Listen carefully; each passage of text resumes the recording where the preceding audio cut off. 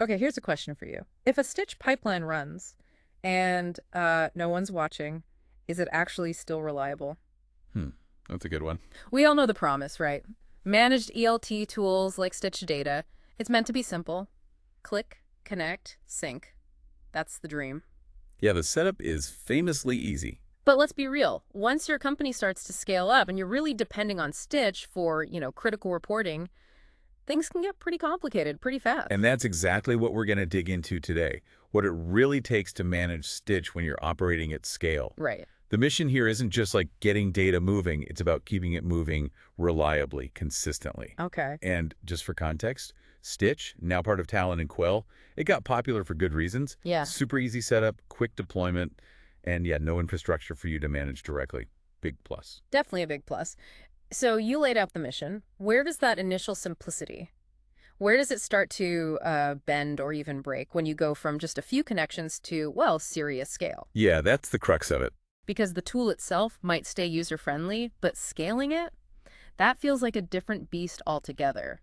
You start hitting pressure points, right? Absolutely. Like syncs failing constantly, costs suddenly ballooning, data delays messing things up, broken dashboards. All of that. It points to needing more than just setup skills. Exactly. It sounds like you need a whole different kind of expertise. So what does that actually look like in practice?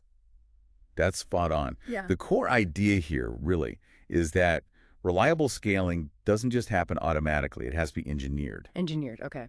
Think about what really changes when you go from, say, 5 pipelines to maybe a few hundred. Hmm. First, the complexity just multiplies. Right. It's not just adding more, it's adding more interconnections, more dependencies, so many more ways for things to break. Like a source API changes slightly. Right, and it causes chaos downstream. Exactly. It might not even cause an obvious sync failure right away, but maybe it corrupts data that feeds 10 critical dashboards. It gets tangled. Okay, so complexity multiplies. What else?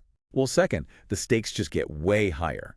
When business teams are actually relying on that stitch data for their daily work. Yeah, for decisions. Right. A small delay or maybe a subtle error that slips through, that can ripple out. It affects dashboards, it affects decisions, maybe even customer experience. It's Mm-hmm. serious. Mm-hmm. And third, cost sensitivity goes way up. Mm-hmm. Stitch uses that row-based pricing model. Oh, yeah, I've heard about that. So any inefficiency, like maybe syncing columns you don't even use or syncing too often, it gets expensive fast. That row-based pricing, Yep. it can really sneak up on you, can it? Are there common mistakes people make trying to optimize costs? Like things that backfire? Oh, definitely. A classic one is just blindly reducing sync frequency for everything to save rows. Ah, but that could starve important dashboards. Precisely. Yeah. You need fresh data for some things. Yeah. So true optimization is, well, it's more nuanced than just turning down the dials. Okay, got it. Which kind of leads us to the next point.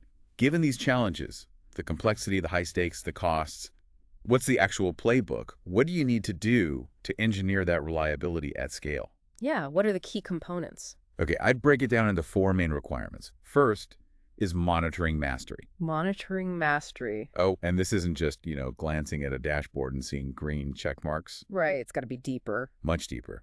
It means setting up really robust, proactive alerting.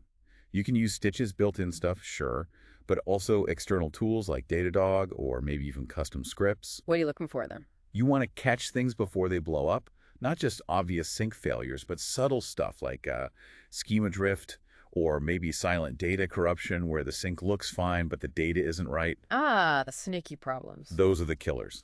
So that's number one. Second is cost performance optimization. Okay, makes sense after what you said about pricing. Yeah, and it's not just about cutting costs, it's about value. You need to constantly review things.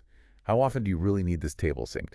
Are you pulling columns nobody uses? Pruning things back. Exactly. Prune unused columns, maybe even whole tables. It's about tuning that balance between how fresh the data needs to be and what fits the budget, getting the most bang for your buck or for each row. Okay. Monitoring optimization. What's third? Third is troubleshooting depth. This is crucial. You need people who can really dig in, Meaning.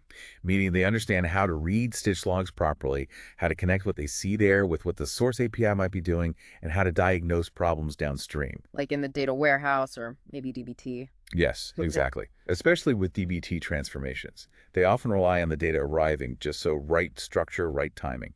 A small hiccup in Stitch can cause big failures later on. Right, that makes sense. It's all connected. It really is. Okay, and fourth, and this is super important, data quality validation. So not just checking if the sync completed. No, absolutely not. A sync completing successfully is like table stakes. It's not enough. The data itself has to be checked. Is it clean? Is it complete? Is it accurate? Before the analysts get their hands on it. Precisely, before they touch it. I've seen this happen. Syncs are green, everything looks fine in Stitch, but downstream, a key column is just full of nulls. Oh, no. Yeah, and it leads to weeks of bad analysis, bad decisions, until someone finally spots it. That validation step builds trust.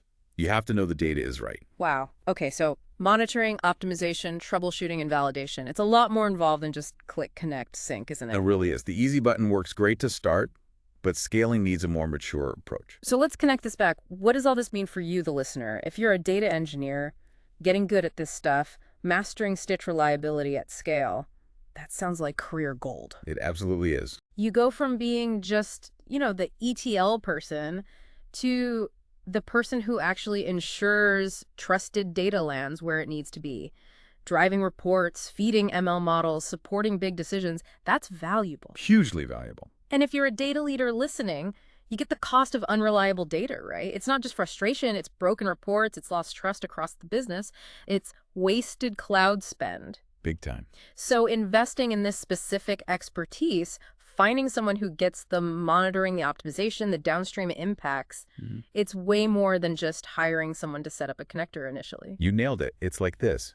Stitch provides the infrastructure, the pipes, Yeah, but it's your team, your expertise that gives that data integrity. that's a great way to put it. Stitch gives you the infrastructure, your team gives it integrity. So if you're out there scaling Stitch and you want it to stay rock solid, Or you're a pro looking to become that reliability expert. great, hopefully this deep dive has shown you what's really required. It's more than meets the eye.